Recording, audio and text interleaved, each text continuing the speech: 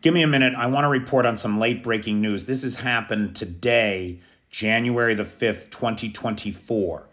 Ukraine's military intelligence service, the GUR or HUR, because the Ukrainians can't decide if G and H are two different letters or not. I swear to God, that's a thing here. They have reported that they conducted a special military operation, pardon my use of that language, into Russian territory.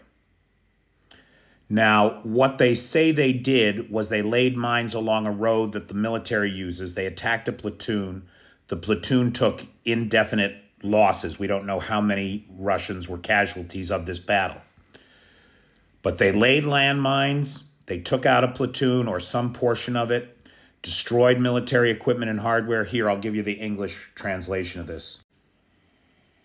And they released video footage, which you can view on their Telegram channel, and you can geolocate yourself, of this operation. Now, why is why are Ukrainian special forces moving into Russia and conducting operations on Russian soil? I believe I have the answer to that question.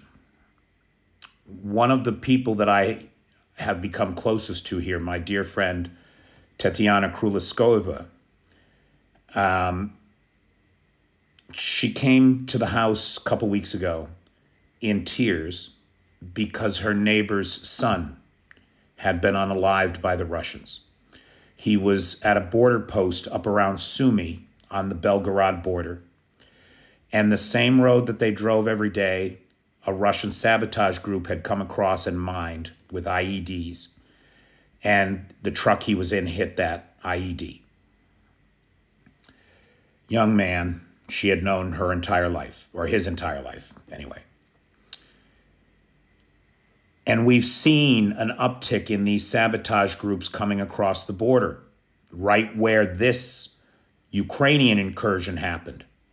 They come across the border, they plant mines, they maybe engage with border patrols, and then they run back home to mama.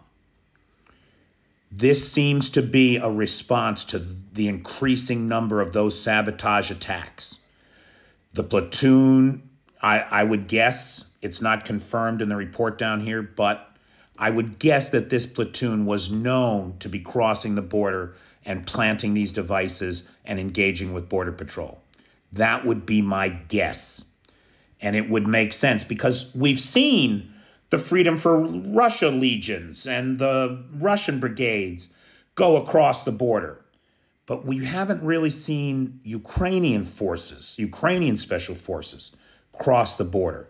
To the best of my knowledge, this is the first time that they're on Russian soil, engaging Russian soldiery, planting mines in Mother Russia.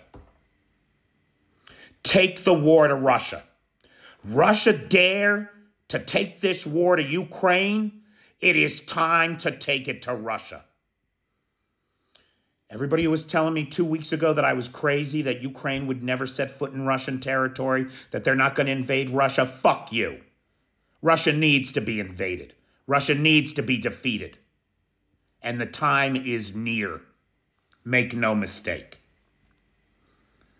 So this is very exciting news as far as I'm concerned. And it goes to the point that Russia is losing, and losing badly.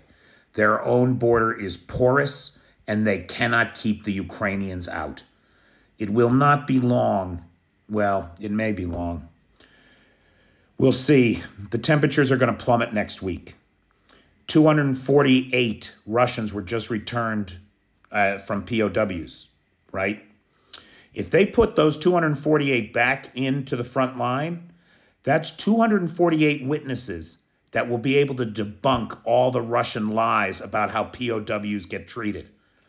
And when you're desperate, cold, freezing, losing your toes, knowing the truth that you can cross that line and get a cot and a blanket and medical treatment and a hot bowl of soup and get fed and taken care of instead of dying for nothing, That's the kind of thing that turns armies around. Yes, it is. Let's hope they put those boys back in service right away.